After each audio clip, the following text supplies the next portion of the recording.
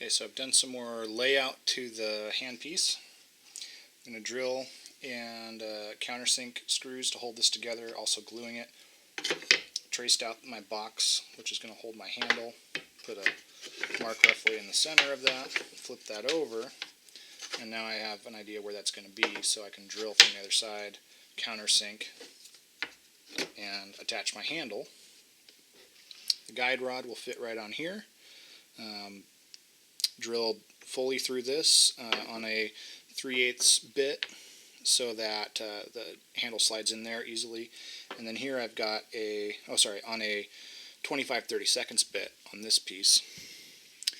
And that allows it to easily slide through there to fit on. And then here only a 3/8 bit, and this is a 3/8 rod. So it's a tight fit there. I'm probably going to drill here as well and file the edge of the rod so I can screw something down to really hold it from slipping out. But should probably do that before I fit that all together.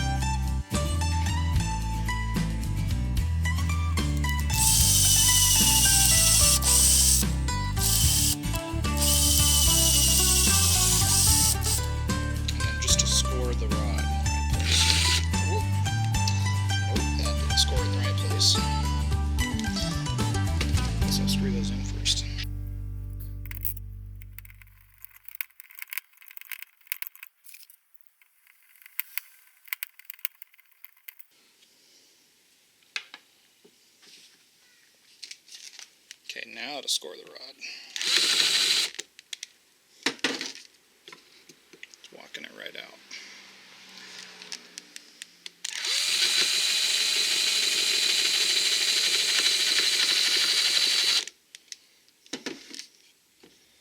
Let's see how that did.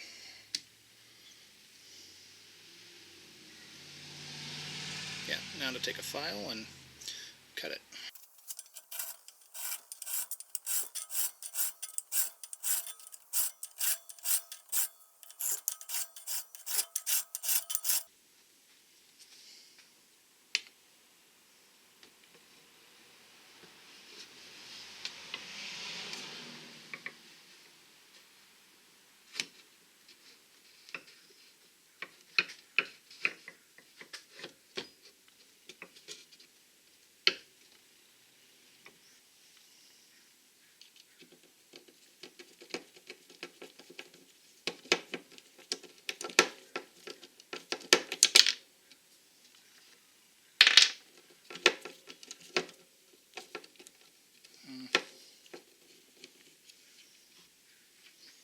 Not quite enough.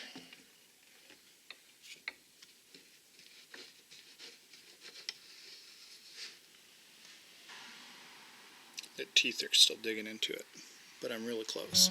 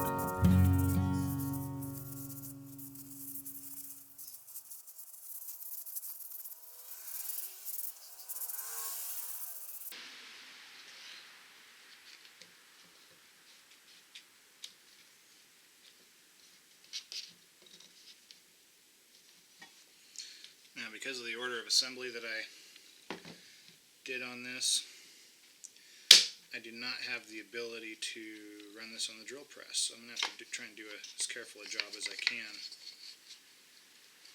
drilling out these holes with the hand drill.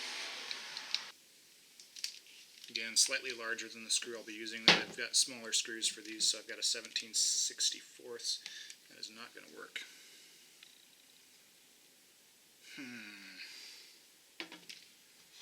The geometry just doesn't want to let this chuck get into that space.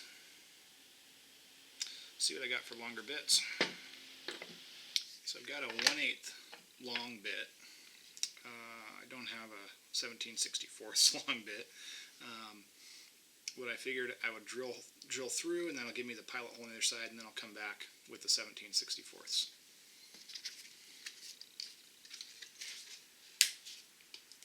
Save my layout skills from showing. It was like I didn't put the handle, or I put the handle on too early.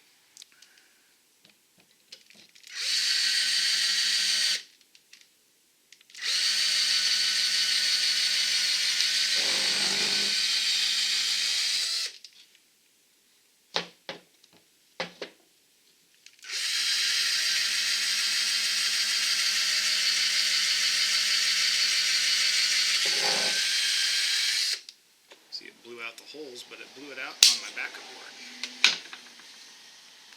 Holes look good here. I wish I'd drilled those originals a little more precisely, honestly. So I'm just going back through the holes I used to hold this whole thing together, and when I started that, it didn't really matter where those holes were. So the way I've thought this back section up is it will basically be just fixed and holding the mounting bracket on that I'm going to build.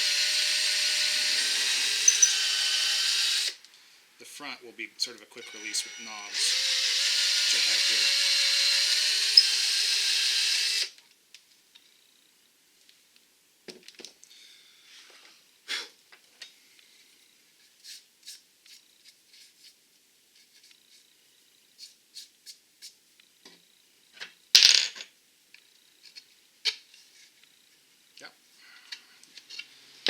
That'll do. It would have helped if I'd hit record. I use a center punch, placed them in the center, whacked them, good to go. Sounds like we're having some thunder, so this may be interesting. Decided to drill these before cutting them off, just because these little small pieces will be hard to deal with on this drill without a machinist vise.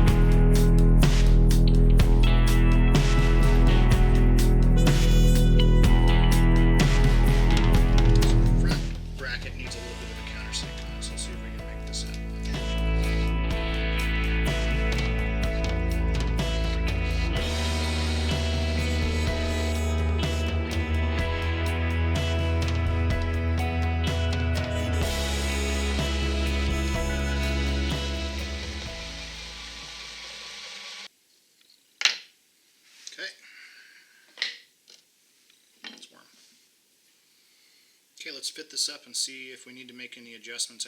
I'm thinking we might need something to stop the file from sliding front and back.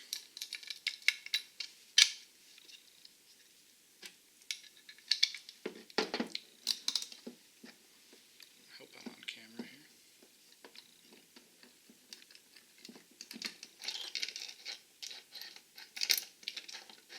It does line up with the hole, it's just not a great alignment. And that's due to the fact that I couldn't line up my proper size drill bit and had to drill pilot holes and then come back and match it up. But it does go in the hole.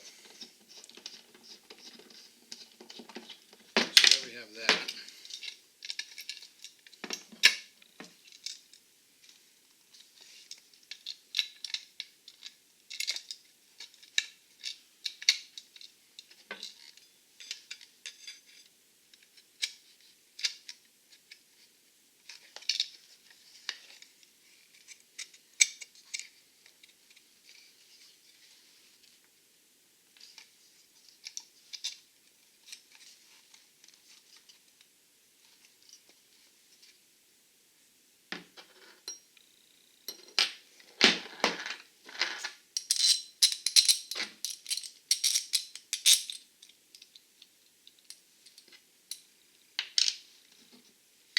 See how this does. We may want some spacers around these screws.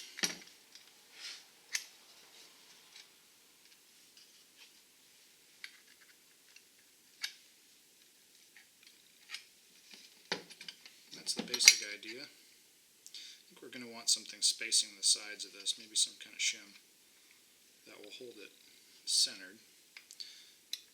But in the meantime, we'll tighten this down and see how it holds up.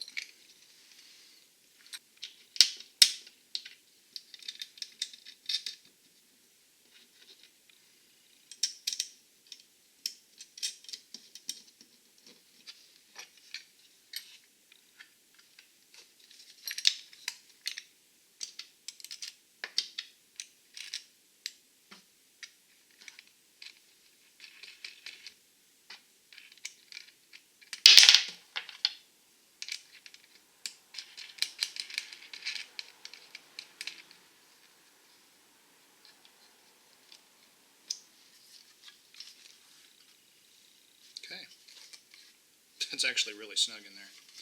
The file itself, the friction from it touching the wood holds it pretty securely. And I've only finger loosened these, or finger tightened these, and I can't move it. So that's great. I'm really pleased with that. Next thing to do would be prep these files by chamfering the edges with the belt sander. I'll take the file out to do that, and that way we'll be able to cut our ricasso much nicer. So I think that's ready to all. I think we're ready for final assembly, guys, except for chamfering those edges.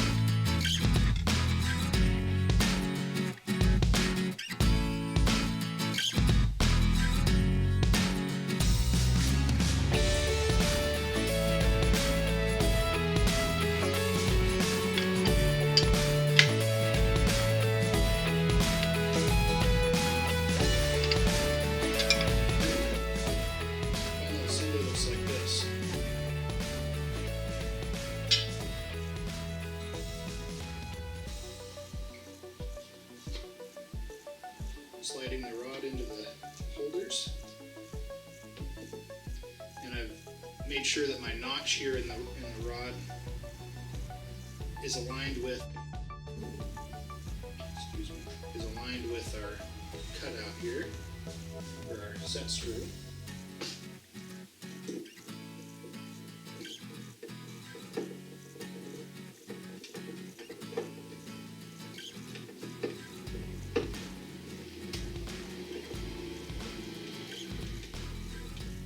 That'll keep that from coming out.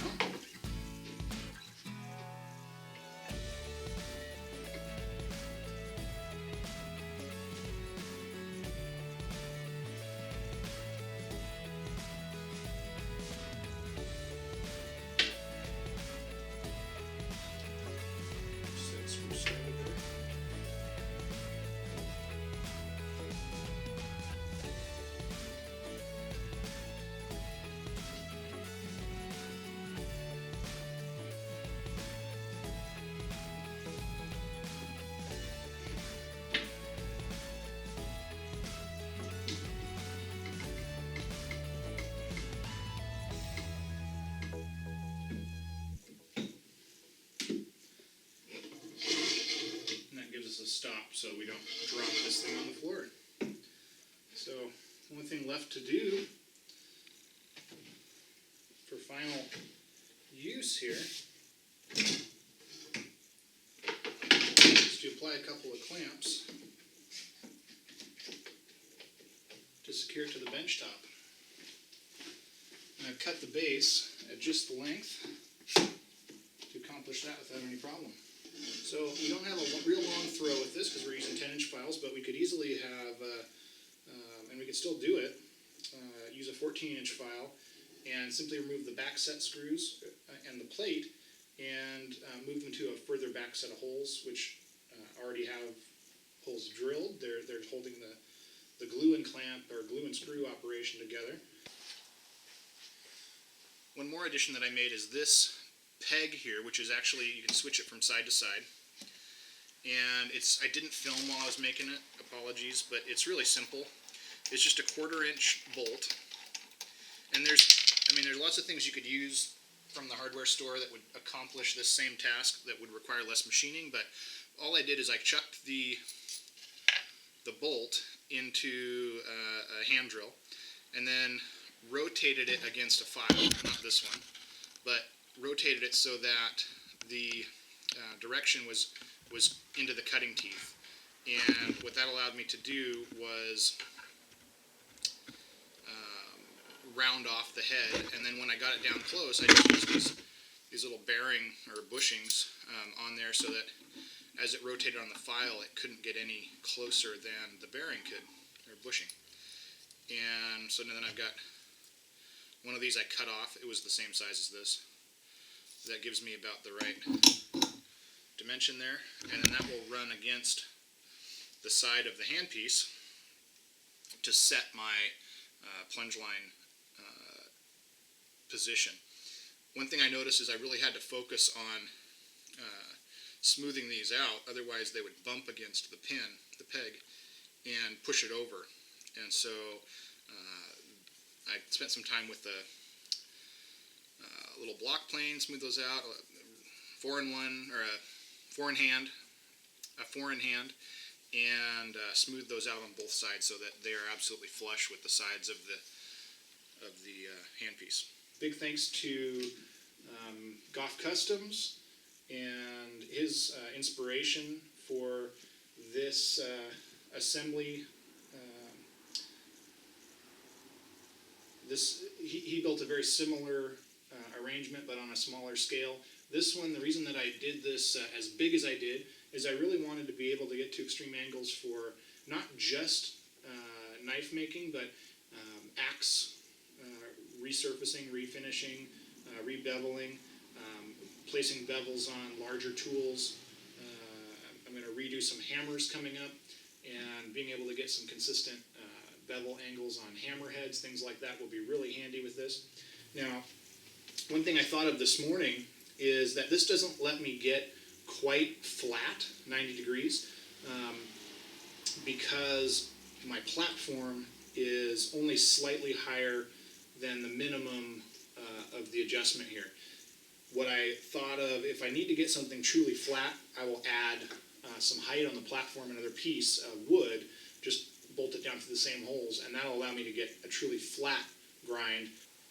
I'm really happy with the way this project's turned out, and you may notice that the lighting changed dramatically from the last shot to this shot, and that's because I just set up some new studio lighting here in the Hard Way Learnt Studios, and this is kind of a test to see how it works for subject lighting.